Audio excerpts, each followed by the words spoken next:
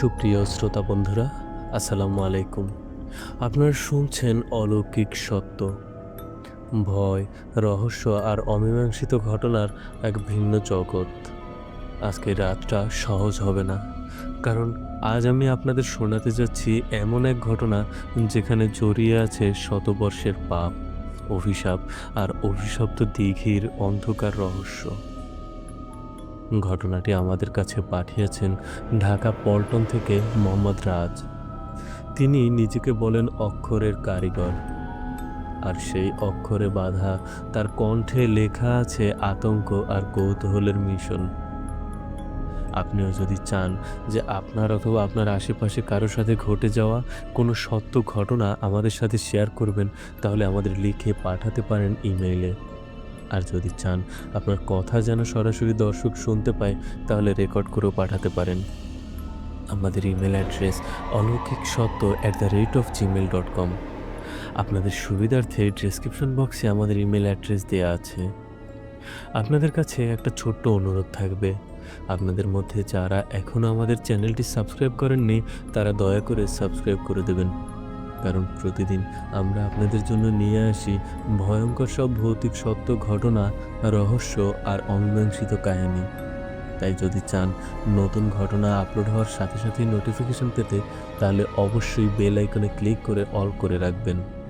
আর যারা ইতিমধ্যেই আমাদের পরিবারের অংশ হয়ে গিয়েছেন, অর্থাৎ সাবস্ক্রাইব করেছেন, তাদের প্রতি রইল আমার আন্তরিক ভালোবাসা আর অন্তরের অন্তঃস্থল থেকে ধন্যবাদ। তাহলে আর দেরি না করে শুরু করছি আজকের ঘটনা। আসসালামু আলাইকুম। আমি রাজ, অক্ষরের কারিগর। অজানা, অদ্ভুত আর রহস্যময় ঘটনার পেছনে ছুটে বেড়ানোই আমার নেশা। শহরের ভিড় আমার শরীর বেঁধে রাখে বটে, কিন্তু মন সবসময় ছুটে চলে গ্রামের নির্জনতায়। ভগ্ন ইট পাথরের নীরব সাক্ষ্যে, কেবল লোককথার আধার কাহিনীতে। একদিন এক বন্ধু আমাকে এক গল্প শোনালো। ময়মনসিংহের গভীর জঙ্গলে ঘেরা এক অজপাড়া গ্রামে আছে এক বিরাট দিঘি, লোকমুখে পরিচিত শাপলা দিঘি নামে।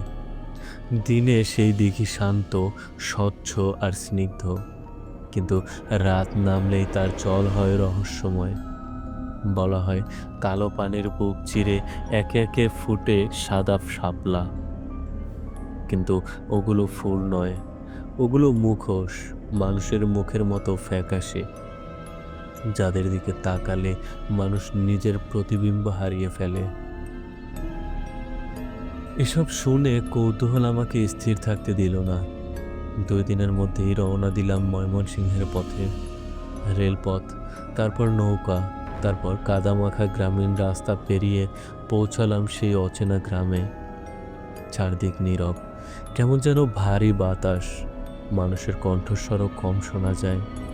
আমি যখন গ্রামে ঢুকলাম, গ্রামের মানুষজন আমাকে এড়িয়ে যেতে লাগলো। মনে হলো তারা আমাকে কোনো এক অদৃশ্য ভয় থেকে বাঁচাতে চাইছে। এক ভাঙাচোরা চায়ের দোকানে বসে এক বৃদ্ধের সঙ্গে আলাপ হলো। আমি দিঘির কথা তুলতেই তিনি হাত তুলে থামিয়ে দিলেন। ও দিঘির নাম নিও না বাবা, রাত হলে ওখানকার পানি মানুষকে টেনে নেয়। কত মানুষ গেছে, কেউ ফেরেনি। জমিদারের পরিবারও ওখানে হারিয়ে গেছে, এখনো মাঝরাতে তাদের ছায়া দেখা যায়। বৃদ্ধের চোখে আতঙ্কের ছাপ, কিন্তু আমার ভেতরের রহস্য পিয়াসী মন যেন আরো উসখুস করতে লাগলো। সন্ধ্যার আগে আমি গিয়ে দাঁড়ালাম দিঘির পাড়ে। বিশাল জলাশয়, ঘিরে আছে পুরনো বটগাছ, ধ্বংসপ্রাপ্ত ঘাট আর ভাঙা সিঁড়িতে। বাতাসে এক অদ্ভুত শীতলতা, চারপাশে নির্জনতা। দূরে শালিক পাখি ডাকছিল, কিন্তু কেমন যেন করুণ শোনাচ্ছিল সেটা। পানি শান্ত, কাচের মতো স্বচ্ছ। এর ভেতরে তাকিয়ে মনে হলো কেউ যেন আমাকে নিচ থেকে দেখছে। বুকের ভেতর কাঁপুনি ধরলেও চোখ সরাতে পারলাম না।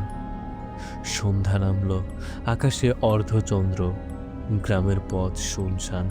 আমি দিঘির পাড়ে বসে অপেক্ষা করতে লাগলাম কখন সেই শাপলাগুলো ফুটবে। বাতাস ঠান্ডা হচ্ছিল, চারপাশে পাখির ডাকও থেমে গেছে। হঠাৎ মনে হলো আমার পেছনে কেউ দাঁড়িয়ে আছে।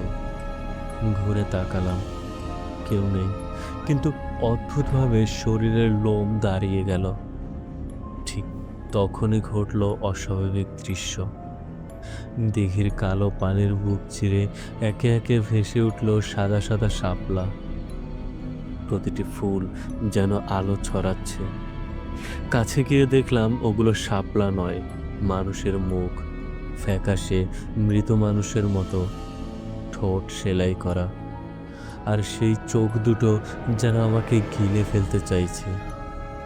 পানি থেকে উঠে আসা বুদবুদে মনে হচ্ছিল কেউ শ্বাসরুদ্ধ হয়ে ভেতর থেকে হাত বাড়াচ্ছে। হঠাৎ পানির উপরে ভেসে উঠল এক পুরনো কাঠের নৌকা। কারো উপস্থিতি নেই, অথচ নৌকাটি নিজে নিজে তীরে ভিড়ে গেল। আমি দাঁড়িয়ে রইলাম দ্বিধায়, কিন্তু কৌতূহল আমাকে হারিয়ে দিল। নৌকায় পা রাখতেই সেটা দিঘির মাঝখানে ভেসে গেল। কোনো দাঁড় নাড়ানো নেই, কিন্তু নৌকা এগিয়ে চলছে।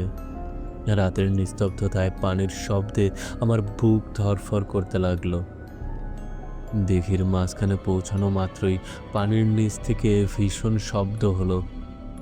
গর্জন করে পানি ফেটে গেল, আর নৌকা উল্টে আমাকে টেনে নিল অন্ধকারে।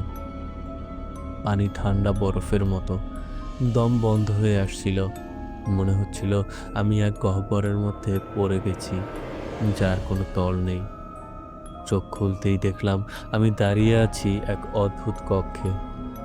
চারপাশে পানির ভেতর দেয়াল, দেয়াল জুড়ে সাদা শাপলা, কিন্তু প্রতিটি শাপলার ভেতর বন্দি মানুষের মুখ।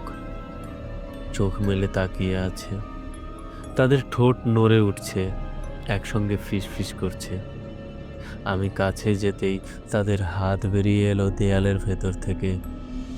শীতল কাপা হাত আমার শরীর আঁকড়ে ধরল, যেন তারা আমাকে টেনে নিতে চাইছে। হঠাৎ একটা মুখ স্পষ্ট দেখলাম। সে ছিল জমিদারের কন্যা। চোখ দুটোতে ভয়ের ছাপ চিরকালের মতো আঁকা। তখনই বুঝলাম এটা কোনো কল্পনা নয়, এরা সত্যি অভিশপ্ত আত্মা, যারা মুক্তির জন্য অপেক্ষা করছে। ঠিক তখনই দিঘিটা কেঁপে উঠল। ওপর থেকে এক আলোর ঝলকানি পড়ল। দেখলাম দিঘির পাড়ে দাঁড়িয়ে আছেন সেই বৃদ্ধ, হাতে মাটির প্রদীপ। তিনি উচ্চারণ করছেন পবিত্র কুরআন শরীফের আয়াত। সেই শব্দ প্রতিধ্বনিত হতে লাগলো জলের ভেতর। শাপলার দেয়াল ভেঙে গেল, মুখগুলো মিলিয়ে গেল অন্ধকারে। আমার শরীর হঠাৎ যেন হালকা হয়ে ভেসে উঠতে লাগলো। বৃদ্ধের কণ্ঠ ভেসে এলো, বাবা, কৌতূহল ভালো, কিন্তু পাপের অভিশাপ নিয়ে খেলা করা মানে মৃত্যুকে আহ্বান করা। চোখ খুলে দেখি আমি আবার দিঘির পাড়ে পড়ে আছি। ভোর হয়ে গেছে, সূর্যের আলো পানির ওপর পড়ছে, কিন্তু সেখানে কোনো শাপলা নেই, বৃদ্ধ কোথাও নেই, যেন হাওয়ায় মিলিয়ে গেছেন। শুধু দিঘির পানিতে একবার ঢেউ উঠল, তারপর আবার শান্ত। আমি গ্রাম ছেড়ে ফিরে এলাম, কিন্তু মনে হলো আমি যেন সত্যিটাকে ছুঁয়ে এসেছি। শাপলা দিঘি এখনো রহস্যের আড়ালে দাঁড়িয়ে আছে। জমিদারদের অভিশাপ এখনো মুক্ত হয়নি। আমি জানি একদিন হয়তো আবার সেই দিঘি আমাকে ডাকবে। শ্রোতা বন্ধুরা, এই ছিল ঢাকা পল্টনের মোহাম্মদ রাজের পাঠানো ভয়ঙ্কর অভিজ্ঞতার ঘটনা। শাপলা দিঘির অভিশাপ আপনার কেমন লেগেছে অবশ্যই কমেন্ট করে জানাবেন। ভাবুন তো, একটা দিঘি যেখানে ফুল নয়, ফোটে মানুষের মুখ, আর সেই মুখগুলো মানুষের জন্য হাত বাড়ায় আপনারই দিকে। এমন ঘটনা কি কেবল লোককথা, নাকি সত্যি আছে অদৃশ্য এক জগৎ যেখানে শতবর্ষের অভিশাপ বেঁচে থাকে? একটা কথা মনে রাখবেন, কৌতূহল আমাদের অজানা জগতে নিয়ে যায়, কিন্তু কখনো কখনো সেই কৌতূহল হতে পারে মৃত্যুর ফাঁদ।